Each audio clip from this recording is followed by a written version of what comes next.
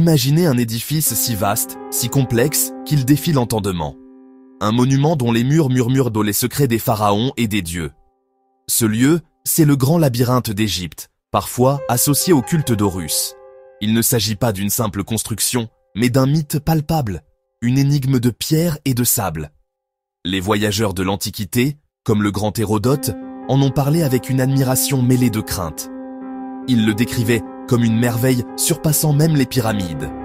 Pourtant, aujourd'hui, ce chef-d'œuvre architectural a presque entièrement disparu, ne laissant derrière lui que des questions vertigineuses. Qu'était donc ce labyrinthe légendaire? Était-ce un temple? Un palais administratif? Un tombeau collectif pour les rois? Quelque chose de bien plus ésotérique encore. Son souvenir a traversé les siècles, alimentant les fantasmes et les recherches les plus passionnées. Les textes anciens évoquent des milliers de salles, des cours intérieures, des passages souterrains et une complexité telle qu'aucun visiteur ne pouvait en trouver la sortie sans guide. Cette structure colossale, située près de l'oasis du Fayoum, était bien plus qu'un simple bâtiment. Elle incarnait le pouvoir, la sagesse et la cosmogonie d'une civilisation. La découverte, ou plutôt la redécouverte de ces vestiges, n'a fait qu'épaissir le voile de mystère qui l'entoure. Si les archéologues ont bien localisé son emplacement probable, l'immensité du site et son état de ruine avancé rendent chaque interprétation délicate. Chaque fragment de pierre, chaque inscription effacée est une pièce d'un puzzle gigantesque dont le modèle a été perdu. Le labyrinthe d'Horus, comme nous l'appelons parfois, continue de nous intriguer, une connaissance sacrée protégée par une architecture conçue pour dérouter le corps et l'esprit. Pour comprendre le labyrinthe, il faut d'abord se tourner vers le ciel égyptien et ses dieux. Horus, le dieu à tête de faucon, est l'une des divinités les plus importantes du Panthéon. Il est le fils d'Isis et d'Osiris, le vengeur de son père et l'héritier légitime du trône d'Égypte. Sa figure symbolise l'ordre, la royauté et la victoire de la lumière sur les ténèbres incarnées par Seth. Le labyrinthe, dans sa complexité, peut être vu comme une métaphore du parcours initiatique du pharaon, qui, tel Horus, doit naviguer à travers les épreuves pour asseoir son autorité divine et maintenir l'équilibre du monde, la Maat, thème central d'une civilisation qui a bâti pour l'éternité. Notre connaissance du labyrinthe repose en grande partie sur les témoignages fascinés des voyageurs de l'Antiquité, qui l'ont vu de leurs propres yeux, avant qu'il ne tombe en ruine.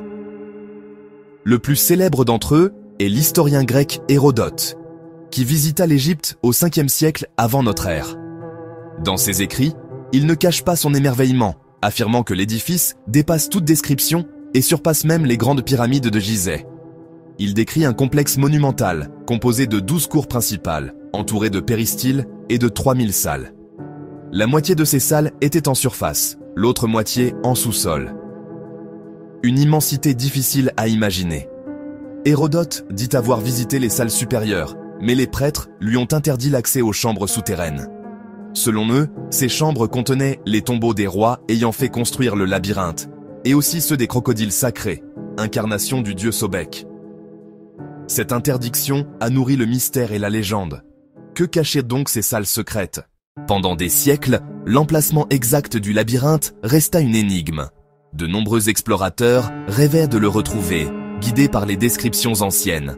Ce n'est qu'à la fin du 19e siècle que l'archéologue britannique Flinders Petrie mena des fouilles décisives sur le site de Hawara, près de l'oasis du Fayoum.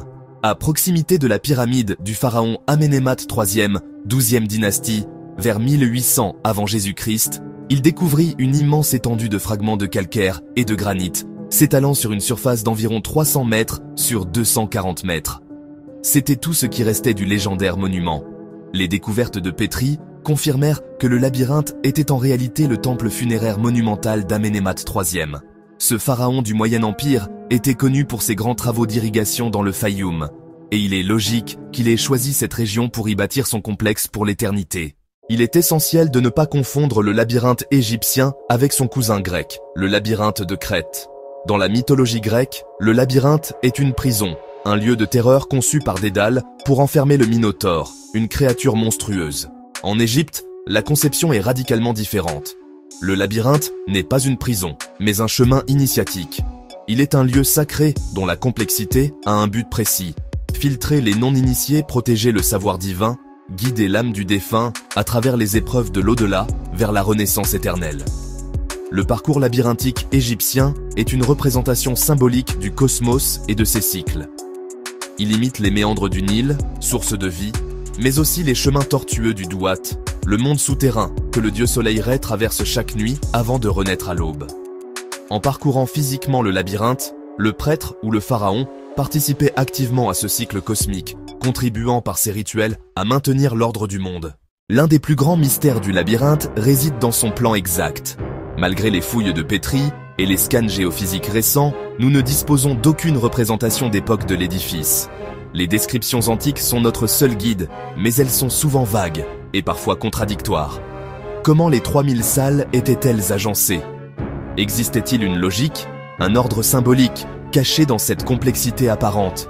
Les temples égyptiens étaient de véritables livres de pierre, couverts de haut en bas de hiéroglyphes et de scènes religieuses. Chaque image, chaque signe avait une signification précise et une puissance magique. Ces inscriptions auraient formé un parcours de lecture, un guide pour l'initié naviguant à travers les salles. La perte de ces décorations est une perte inestimable pour notre compréhension de la pensée égyptienne. Aujourd'hui, le labyrinthe d'Égypte reste un champ de bataille entre la rigueur scientifique et l'imagination débridée. Pour les archéologues, la priorité est de continuer à étudier le site de Hawara avec des méthodes non invasives comme les radars à pénétration de sol, les magnétomètres.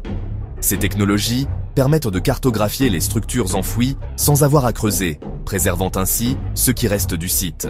Pourtant, le grand public et de nombreux auteurs restent fascinés par les aspects les plus mystérieux du labyrinthe. La question des salles souterraines est au cœur de toutes les spéculations.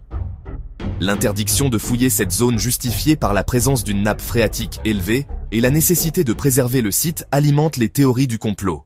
En définitive, le labyrinthe d'Égypte, qu'on l'associe à Horus, à Sobek ou à son bâtisseur Amenemhat III, est bien plus qu'une simple ruine archéologique. Il est l'incarnation du génie et de la complexité de la civilisation égyptienne. Son importance pour l'histoire est immense, même dans son état de quasi-disparition. Il nous rappelle que les plus grandes merveilles du monde ne sont pas éternelles, mais que leur souvenir, transmis par les textes et les légendes, peut traverser les âges et continuer à inspirer l'humanité. Il est le témoin silencieux d'une époque où l'architecture était au service du sacré, où chaque pierre avait un sens. Merci d'avoir regardé, abonnez-vous, likez et partagez pour soutenir la chaîne.